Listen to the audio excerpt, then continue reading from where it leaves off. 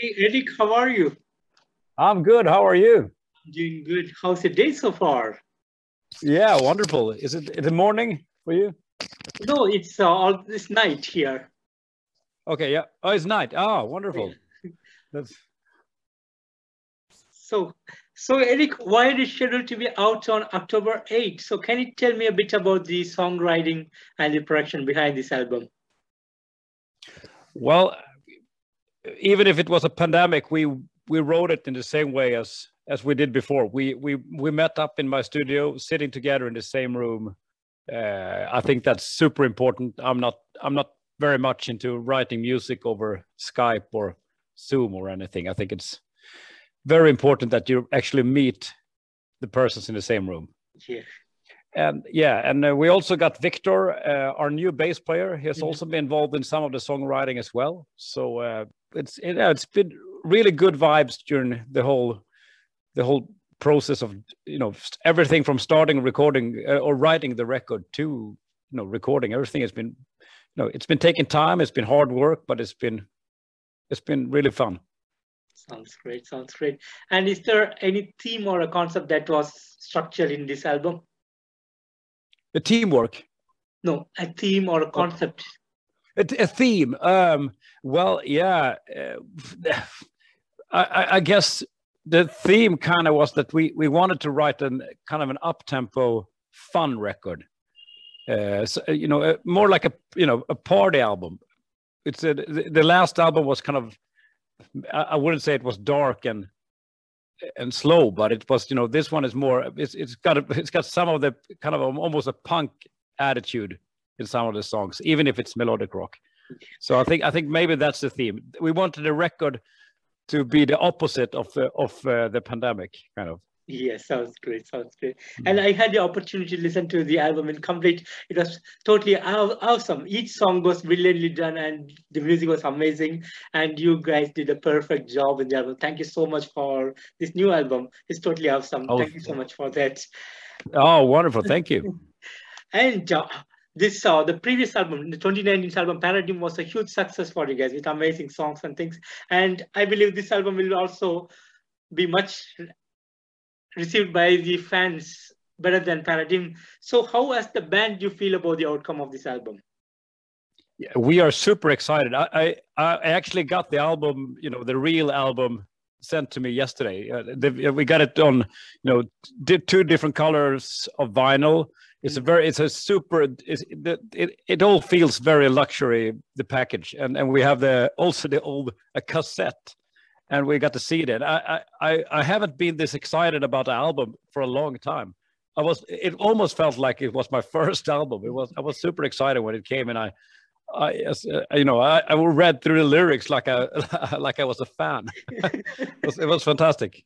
Usually I just get the album and like, yeah, it looks good, and I put it on the shelf, and because I've heard it so many times. But yeah, Sounds so amazing. yeah, so to say, we are very excited about the record. That sounds awesome, Eric. And Eric, do you have any plans on October 8th for the release? We are going to have a release party in Switzerland, of all places, on the not Sweden, Switzerland. So it's going to be on the October 9th. We're going to have like a release party. Because of the pandemic, it's been very hard to book anything in advance, because everything changes from week to week, and Absolutely. so yeah, so we, instead of doing it's impossible to do a tour. So we just booked one gig in the middle of Europe almost, and just hope for the best. Sounds good. Sounds good. And started way back in the 99, almost more than 20 years now. So how do you feel and how was the road has been for you so far?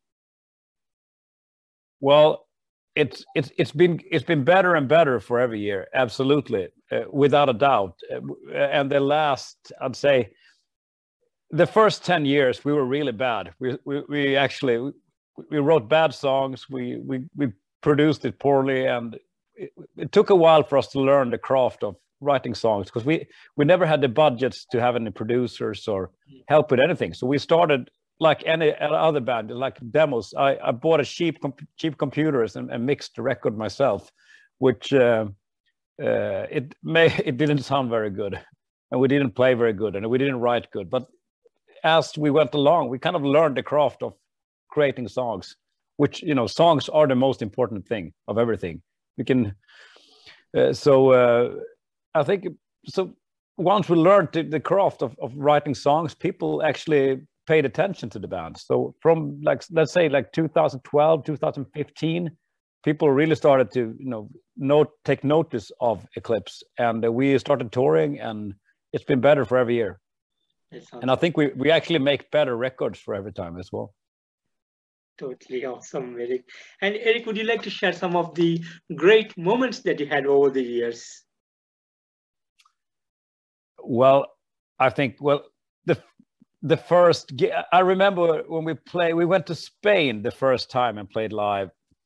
I think this was 2013, and we have not been, we haven't had many gigs where people actually knew the band at all, because we always been, you know, a super small band. And we went to Madrid in Spain the first time in 2013, and it was like 450 people in a small club. It was packed, and people knew the song and sang along, and I just couldn't believe it was happening. And so that was kind of the first time I really experienced the, you know, the band and the crowd, you know, working together. So I think that's what one of the, you know, most beautiful memories I have from playing with Eclipse.